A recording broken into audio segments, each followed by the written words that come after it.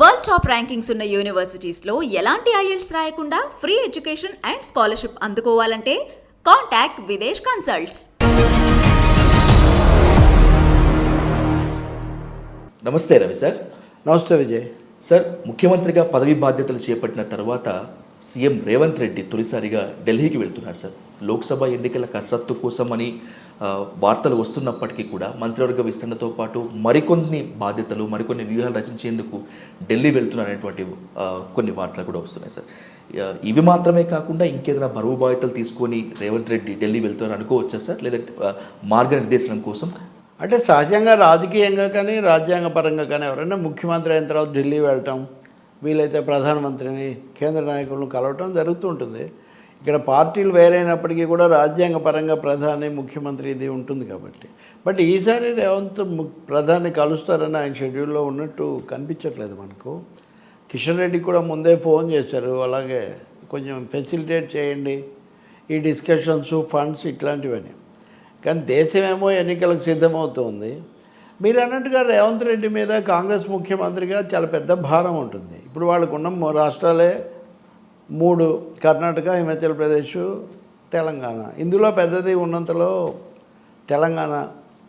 కానీ వాళ్ళకున్న మెజారిటీ ఏమో తక్కువ. కర్ణాటక ఇంకా కొంచెం మొదటి నుంచి అటు ఇటు అవుతూ వస్తున్న రాష్ట్రం తప్ప. తెలంగాణలో ఒక 10 ఏళ్ళు కేసీఆర్ రాజ్యం తర్వాత కాంగ్రెస్ వచ్చింది, అనేక సమస్యలు ఉన్నాయి. ఇంకోటి ఏమో మంత్రివర్గ విస్తరణ కూడా పూర్తి కాలేదు. ఇంకా ఒక 6 దాకా తీసుకునే అవకాశం ఉంది, తీసుకోవాల్సిన అవసరం కూడా ఉంది.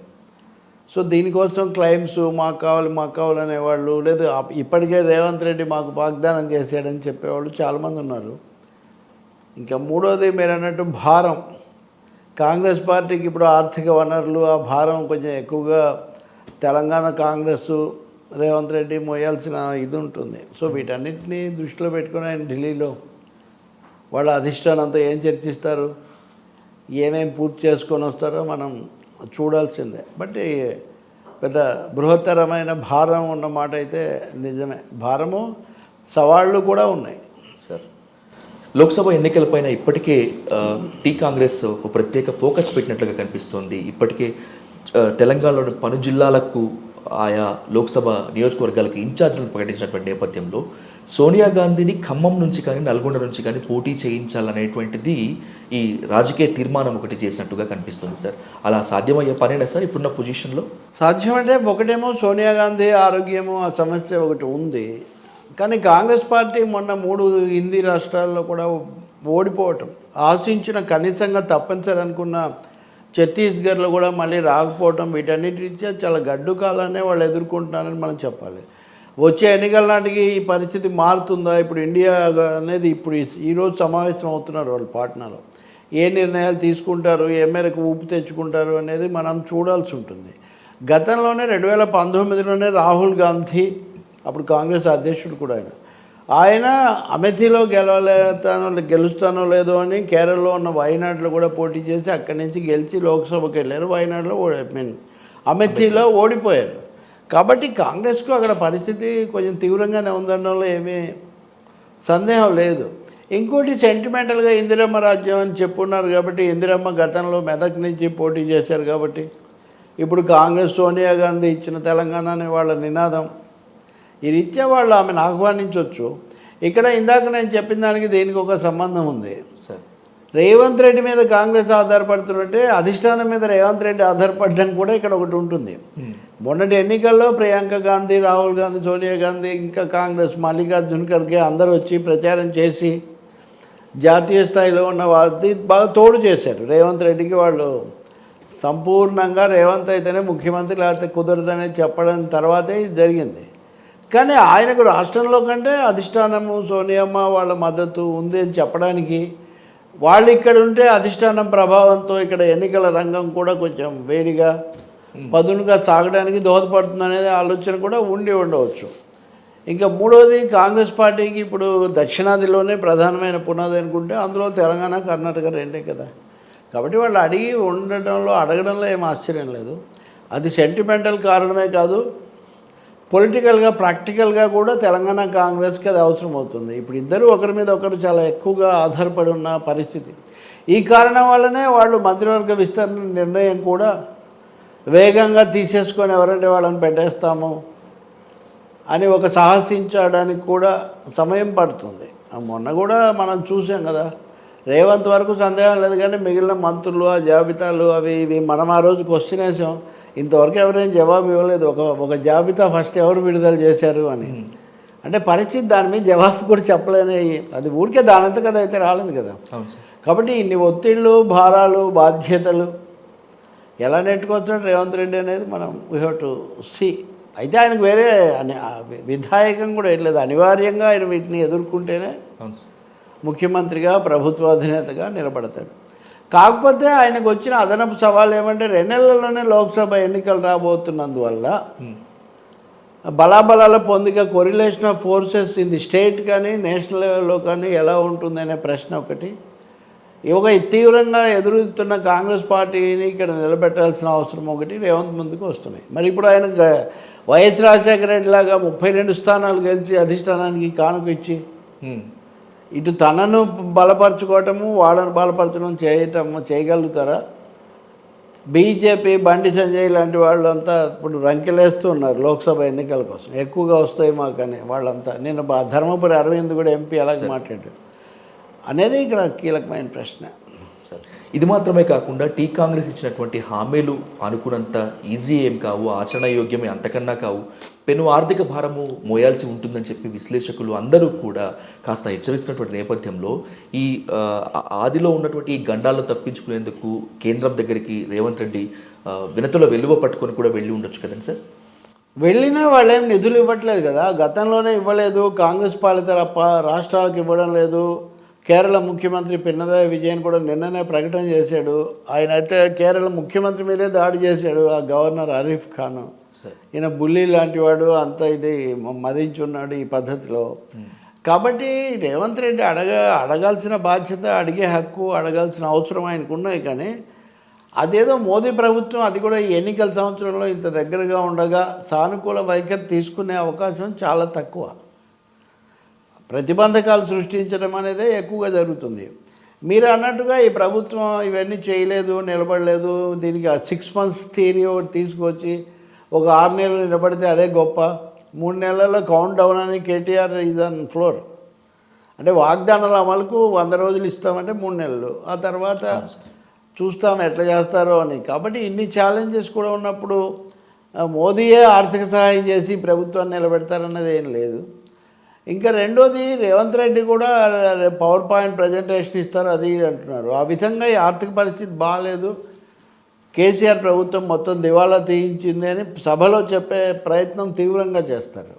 మేము కూడా పవర్ పాయింట్ ప్రజెంటేషన్ ఇస్తాం, అనుమతి ఇవ్వండి అని హరీష్ రావు అడుగుతూ ఉన్నారు. కాబట్టి ఇది చాలా తీవ్రమైన రాజకీయ సంఘర్షణ వేదికలాగా శాసనసభ ఉండబోతుందనలో ఏం సందేహం లేదు. మీరు చేసిన వాగ్దానాలు చేసి ఇప్పుడు అమలుకు వచ్చేసరికి పాత లెక్కలని చెప్తారా, ఈ లెక్కలు తప్పు, మేమంతా ఇది చేసాం అది చేసామని వీళ్ళు కూడా చెప్పుకుంటారు. కాబట్టి ఒక మినీ లోక్సభ లెవెల్లో జరుగుతుంది, ఇంకా లోక్సభ సమరంలాగా ఉంటుంది అసెంబ్లీ సమావేశం.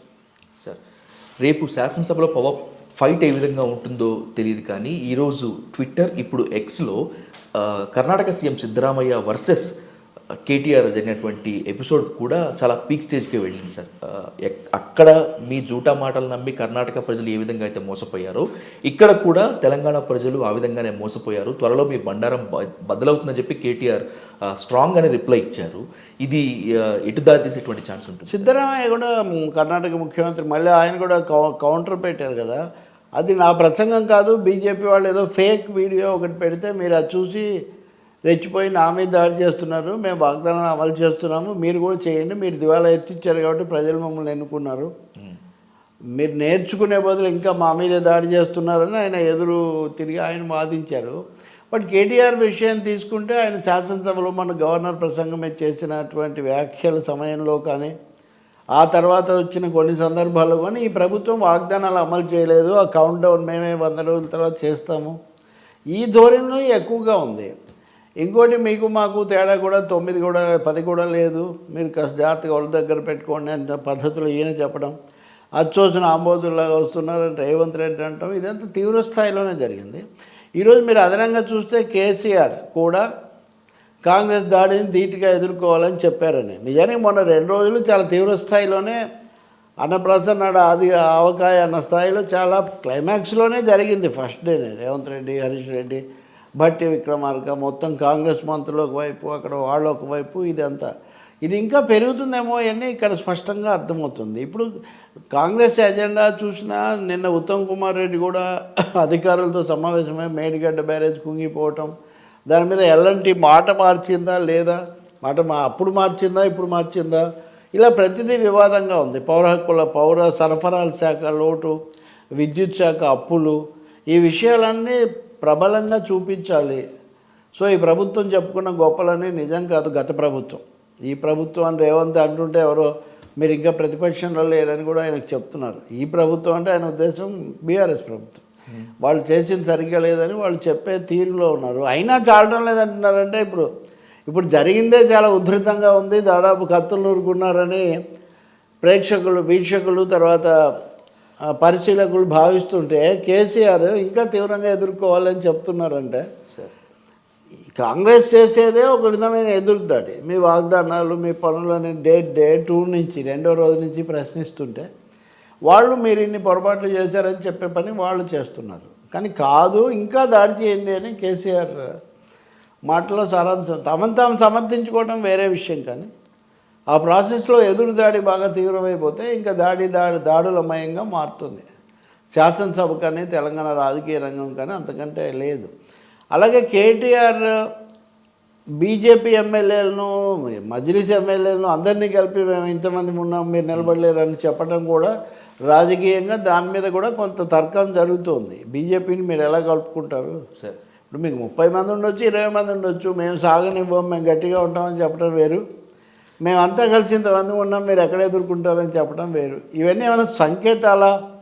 నిన్న కూడా సిపిఎం రాష్ట్ర కార్యదర్శి తమ్మినేని గారు కూడా స్పందించినటువంటి దాఖలా ఉంది సార్. అంటే మీరు బీఆర్ఎస్ బీజేపీతో వెళుతుందా, ఒకవేళ వెళ్తే కనుక మీ లౌకిక శక్తి ఆ భావన ఏ విధంగా పోయినట్లు అని చెప్పి ఆయన కూడా అక్కడ క్వశ్చన్ చేశారు. నిజంగా బీఆర్ఎస్తో లేదా బీజేపీతో బీఆర్ఎస్ పోయే సూచనలు కనిపిస్తున్నాయా సార్? ఆ ఛాయిస్ కూడా బీఆర్ఎస్కి ఉందా నేను అనుకోను. ఛాయిస్ బీజేపీ చేతుల్లో ఉంది. బీజేపీ మాకే పర్సంటేజ్ ఆఫ్ ఓట్ల శాతం పెరిగింది, సీట్లు పెరిగాయి, మేమే ఢీ కొంటాము, అసలు ఇంతకుముందు బండి సంజయ్ని తప్పించి కొంచెం దాడి తగ్గించి మనం తప్పు చేశాము, దెబ్బతిన్న బీఆర్ఎస్ను మరింత దెబ్బతీయాలనేది బీజేపీ ఆలోచన. అంటే కాంగ్రెస్ ఉండకూడదు అనే వరకు వాళ్ళు బలపరచవచ్చు, కానీ బీఆర్ఎస్ బలపడాలి మళ్ళీ రావాలని బీజేపీ కోరుకునే అవకాశం ఏమీ ఉండదు కదా. రెండవది, అసలు ఎన్నికల్లో బీఆర్ఎస్ ఓడిపోవడానికి ఒక ముఖ్యమైన కారణం బీజేపీ పట్ల మెతక వైఖరి, సందేహాలకు అవకాశం ఇవ్వడం అన్నది అందరికీ తెలుసు. మరి కేటీఆర్ ఆ సంఖ్య కూడా కలిపి చెప్పడం వల్ల తప్పకుండా తమ్మినేని వీరభద్రం అడిగిన ప్రశ్నకు అవకాశం ఏర్పడుతుంది. మీరు ఎందుకు కలిపారు, ఒక్క సభ్యుడు ఉన్నా మేము గట్టిగా పోరాడతామని చెప్పడం వేరు, మేము అందరం కలిసి 54 మంది ఉన్నాము అని చెప్పడం వేరు కదా. వాళ్ళంటారు ప్రతిపక్షం అనే అర్థంలో అన్నారు అని బీఆర్ఎస్ వాళ్ళు సమర్థించుకుంటున్నారు, కానీ అది నిలబడదు. రెండవది, కడియం శ్రీహరివో లేకపోతే ఇంకా కొంతమంది మాట్లాడిన మాటల్లో ఒక బెదిరింపు ధోరణి కనిపించింది. అందుకనే దాన్ని వాళ్ళు కొంచెం సర్దుకుంటారా అని చూస్తుంటే ఇప్పుడు ఎదురుదాడి పెంచడం మీదే వాళ్ళు ఫోకస్ చేయబోతున్నట్టు కనిపిస్తుంది చాలా స్పష్టంగా. అది మజ్లిస్ బీజేపీ కూడా డబుల్ గేమ్ ఆడుతున్నాయి. Okay sir. బీజేపీ కాంగ్రెస్కు వ్యతిరేకము, బీఆర్ఎస్కు వ్యతిరేకమైన కొంచెం ఏదో బీఆర్ఎస్కు దగ్గరగా ఉన్నట్టు, మజ్లిస్ ఏమో కాంగ్రెస్తో బీఆర్ఎస్తో కూడా దగ్గరగానే ఉన్నట్టు. సో ఇది చాలా ఆసక్తికరంగా నడుస్తుంది తెలంగాణ రాజకీయం. సార్, మజ్లిస్ ఇప్పుడు కాంగ్రెస్కి అయితే మిత్రపక్షంగా లేదు, ప్రతిపక్షంగానే ఉంది. మీరు ఇచ్చినటువంటి హామీలు అమలు చేయాలంటే లక్షల కోట్లు కుమ్మరించాలి అని చెప్పి అక్బరుద్దీన్ ఓవైసీ ఇచ్చినటువంటి వ్యంగ్యాత్మక సూచనని మనం ఇప్పుడు దీంట్లో పరిగణలోకి తీసుకోలేమా సార్? ఆయన అలాగే మాట్లాడాడు, but at the same time మద్దతు ఇస్తాము, రాజశేఖర రెడ్డి హయాంలో తమ మధ్య ఉన్న సత్సంబంధాలు, రేవంత్తో తాము చేసిన చర్చలు, ఇట్లాంటివన్నీ మాట్లాడారు కదా. సో అగ్రెసివ్ అటాక్ అని చెప్పడానికి ఏమీ లేదు. వాగ్దానాలు, డబ్బులు కావాలి, అప్పులు అనేది అది జనరల్. కానీ అందుకే నేను అంటున్నా, వాళ్ళు ఒక 2 వైపులా కూడా రాజకీయ బేసరాలు వాళ్ళు సాగిస్తూ ఉంటారు. వాళ్ళకి అలవాటు కూడా అది. ఓవైసీ బ్రదర్స్, మజ్లిస్ పార్టీ, ఇంకోటి జాతీయ స్థాయిలో వాళ్ళకి కాంగ్రెస్తో రిలేషన్ ఉంది కదా ఏదో రూపంలో, బీజేపీకి వ్యతిరేకంగా. సో ఈ వెరీ కాంప్లికేటెడ్ పొలిటికల్ సిచ్యువేషన్ ఇప్పుడు తెలంగాణలో. కాకపోతే బీఆర్ఎస్ హయాంలో ఈ మేడిగడ్డకి సంబంధించి కానీ, అంటే కాళేశ్వరానికి సంబంధించి కానీ, విద్యుత్ శక్తికి సంబంధించి కానీ వీళ్ళు చాలా నష్టం చేశారు, మన దగ్గర డబ్బులు లేవు అని ఎస్టాబ్లిష్ చేయడానికి రేవంత్ రెడ్డి శ్వేతపత్రాలు అవన్నీ ప్రకటిస్తారు ఇప్పుడు. అదే కాదు, మెట్రో రైల్ అలైన్మెంట్ మార్చారు, ఫార్మా సిటీ అక్కడి నుంచి కాదన్నారు, ఓఆర్ఆర్ దాన్ని కూడా నిలిపేశారు ప్రస్తుతానికి. సో ఇవన్నిటికీ కూడా ఇటు ఇండస్ట్రీ బిజినెస్ రియల్ ఎస్టేట్ దాని మీద ఇంపాక్ట్ ఉండే నిర్ణయాలు ఇవి. రెండో వైపున పెట్టుబడులకు సంబంధించి కూడా ఉన్నవి మార్చడము, దాని ఇంప్లికేషన్స్ ఎలా ఉంటాయి, ఎవరికి లాభం ఎవరికి నష్టం, ఆ నష్టపోయిన వాళ్ళు లాభపడిన వాళ్ళు ఏం చేస్తారు. ఇప్పుడు మేడిగడ్డకు సంబంధించి కూడా కాంట్రాక్ట్ చేసిన దాన్ని కట్టిన ఎలాంటి ప్రభుత్వం. ఇప్పుడు అదే ఈరోజు రఘునందన్ అనుకుంటా బీజేపీ నాయకుడు, మీరు ఎందుకు మేడిగడ్డ మీద సిబిఐ విచారణ అది ఇది అన్నవాళ్ళు ఇప్పుడు మీరు ఎందుకు జరిపించట్లేదు, మీ చేతుల్లో ఉంది కదా, కేంద్రానికి రాయడం మీ చేతుల్లో ఉంది కదా, మీరు ఎందుకు రాయటం లేదు అని ఆయన ప్రశ్నిస్తున్నాడు. అలాగే ఓ కాంట్రాక్ట్ సంస్థ మెగా వాళ్ళతో మీరు ఇదే సర్దుకున్నారు అని కొన్ని కథనాలు కూడా బీజేపీ నాయకులు అక్కడక్కడ వదులుతున్నారు. కాబట్టి అనేక కోణాల్లో ఇంక ఇది ఎన్నికల సమయం కాబట్టి, అంటే రెండో ఎన్నిక సమయం కాబట్టి తీవ్ర స్థాయిలో ఉండబోతుంది. ఇదంతా వ్యూహం కూడా బహుశా రేవంత్ కొంత వాళ్ళ అధిష్టానానికి సమస్యలు కూడా చెప్పి రావచ్చు. ఇది ఉంది కాబట్టి మనం తొందరగా మంత్రివర్గం పూర్తి చేసుకొని ముందుకు పోతే బెటర్, ఈ విషయంలో జాప్యం చేసుకోకుండా కొంత నాకు ఫ్రీ హ్యాండ్ ఇవ్వండి అని కూడా అడిగే అవకాశం ఉంటుంది. ఆ మేరకు మాకు మీరు సహాయం చేయాలి, అది ఫండింగ్లో కానీ పొలిటికల్గా కానీ అని అధిష్టానం కూడా రేవంత్ మీద ఆ రెస్పాన్సిబిలిటీస్ పెట్టచ్చు. బట్ ఏదైనా కానీ ఈ వాదన పోదాలు చేసేటప్పుడు మళ్ళీ మీడియా, సోషల్ మీడియా కూడా ఒక రెండు రకాలుగా ఇప్పుడు బీఆర్ఎస్ మరీ ఎక్కువ ఎదురు దాడి చేస్తుందనేవాళ్ళు, బీఆర్ఎస్ మీద రేవంత్ దాడి చేయడం వల్ల ఇది వచ్చిందనేవాళ్ళు చాలామంది ఉన్నారు. ఎవరి మీద ఎవరు రాజకీయంగా దాడి చేసుకుంటారు అనేది వాళ్ళ ఇష్టం. కానీ ప్రజాస్వామ్య సూత్రాల ప్రకారం కొత్త ప్రభుత్వం వచ్చినప్పుడు అది నిలబడడానికి, కొంత పని చేసుకోవడానికి, ముందుకు పోవడానికి మటుకు అవకాశం ఇవ్వాల్సి ఉంటుంది. రెండవ, దేశంలో ఉన్న పరిస్థితి చూసినప్పుడు ప్రత్యేకించి హైదరాబాద్లో, తెలంగాణలో ఈ కమ్యూనల్ హార్మోనీ, మత సామరస్యం కాపాడుకోవటం, దాన్ని